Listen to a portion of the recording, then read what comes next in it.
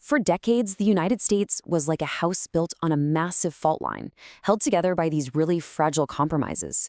But in 1861, that house finally and catastrophically broke. In this explainer, we're going to dig into the key moments and the irreconcilable differences that pushed a nation into a brutal civil war against itself. So, back in 1858, a Senate candidate from Illinois named Abraham Lincoln said these incredibly prophetic words, and this wasn't just some fancy metaphor. He was basically diagnosing a fatal illness right at the heart of the American experiment.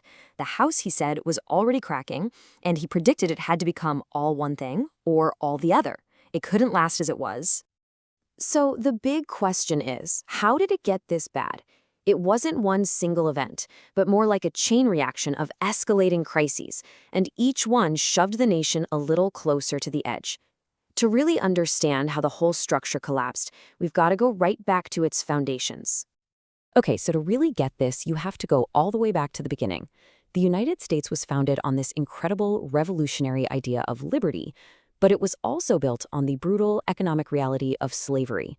This contradiction was baked in from the very start, and it created two fundamentally different societies living under one flag. And this slide right here, it perfectly captures how America basically split into two different worlds. Up north, you see the ideals of the revolution actually leading to the gradual end of slavery. But down south, a single invention, the cotton gin, completely changed the game. It turned slavery from what many thought was a dying institution into an absolute economic juggernaut. King Cotton became the engine of the entire Southern economy, and that engine ran on slave labor. And, when you have that much money on the line, you start to build a powerful ideology to defend it. Southern leaders like John C. Calhoun, they stopped making excuses for slavery, calling it a necessary evil. Instead, they went on the offensive, arguing it was a positive good, a moral, stable system that was, in their view, way better than the chaotic free labor society of the North. So the divide wasn't just about money anymore, it was becoming a deep moral chasm. Now, if America had just stayed put, maybe this conflict would have just simmered.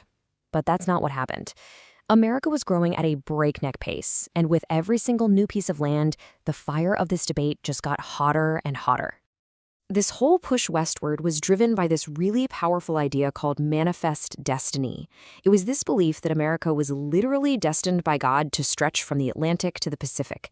It's a very romantic idea, right? But it had a really dangerous side effect.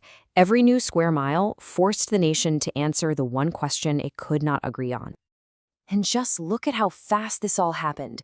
The Louisiana Purchase, the annexation of Texas, and then the huge chunk of land gained after the Mexican-American War. Each of these massive land grabs forced a question that Congress was desperate to avoid. Is this new territory going to be slave, or is it going to be free? The entire balance of power in the country was on the line. Okay, so for about 30 years, the politicians in Washington tried to just patch things up. They tried to keep the house from falling down with these really complicated, really fragile compromises. But these were just temporary fixes, like putting a Band-Aid on a wound that was only getting deeper. The first big attempt to fix this was the Missouri Compromise of 1820. And it was pretty clever, actually. It was a balancing act. Missouri comes in as a slave state, but Maine comes in as a free state. Then they drew a line, the 36-degree 30 parallel, right across the continent. North of the line, no slavery. South of the line, slavery was allowed. And for a while, it seemed to work. It kept the peace. But fast forward to the 1850s, and that nice, neat line on the map, it just wasn't cutting it anymore. So this new and kind of dangerous idea takes over: popular sovereignty. The basic pitch was, let's let the settlers in each new territory vote for themselves on whether to have slavery. It sounds democratic, right? But what it really did was tear up the old Missouri Compromise and turn every new territory into a political war zone. And the result? It was immediate. It was a total disaster. In Kansas, pro-slavery and anti-slavery settlers flooded in, trying to stuff the ballot boxes and win the vote. And pretty soon, the fighting wasn't just political anymore, it was physical. People were killing each other. This wasn't some debate in Congress. This was a mini civil war, a bloody, terrifying preview of what was about to happen to the entire country. So in 1850, Congress gives it one last shot, one final desperate attempt at a compromise. And you can see it was this really complex deal with a little something for everyone. The North got California as a free state, which was huge, but the South got a much tougher Fugitive Slave Act. And this one part of the deal, it backfired. Big time. It actually forced people in the North to help capture escaped slaves, which turned a distant political problem into this deeply personal moral crisis for thousands of them. It absolutely enraged the North. So that's it. The compromises, they failed. The patches had all ripped wide open. And now, the very institutions that were supposed to hold the country together, the political parties, the Supreme Court, they just began to shatter under all the pressure. First step, the political parties themselves. The Whig Party, which was one of the two major parties at the time, just couldn't handle the pressure. It had members from the North and the South, and the slavery issue literally tore it apart. And out of those ashes, a new party was born in 1854, the Republican Party. And it was a purely Northern party with one central, non-negotiable goal: stop the spread of slavery. Period.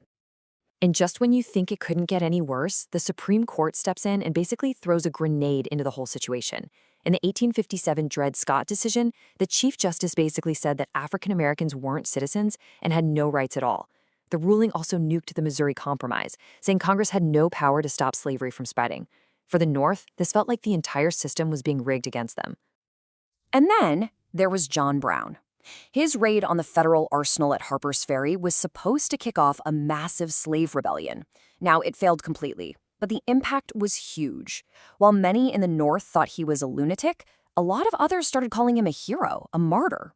In the South, this was their worst nightmare come to life. They saw it as absolute proof that Northerners were actively plotting to invade their homes and violently destroy their entire way of life.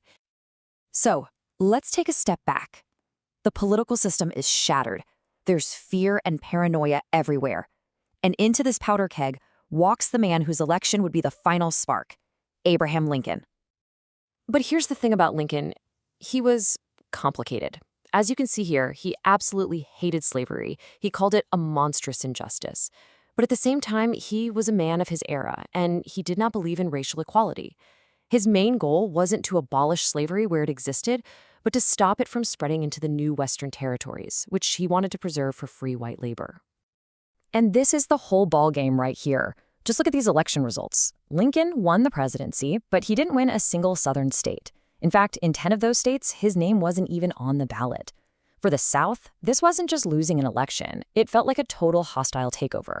They believed they had completely lost their voice in the government, and that their whole society was now at the mercy of a president who represented only their enemies. And the fallout was immediate. Absolutely immediate. Just a few weeks after Lincoln won, South Carolina was out. They seceded from the Union. And by February 1861, before Lincoln had even taken the oath of office, 6 more states had gone with them, forming their own new government, the Confederate States of America. The House had finally, officially broken apart. So in his very first address as president, Lincoln makes this one last, powerful plea for peace. He promised he wouldn't interfere with slavery where it was already established, but he also made it crystal clear he would not let the Union be destroyed. The choice, he said, was in their hands. And it really leaves us with the ultimate question, doesn't it? After all those decades of division, all the failed compromises, was there anything left at that point that could have held the House together?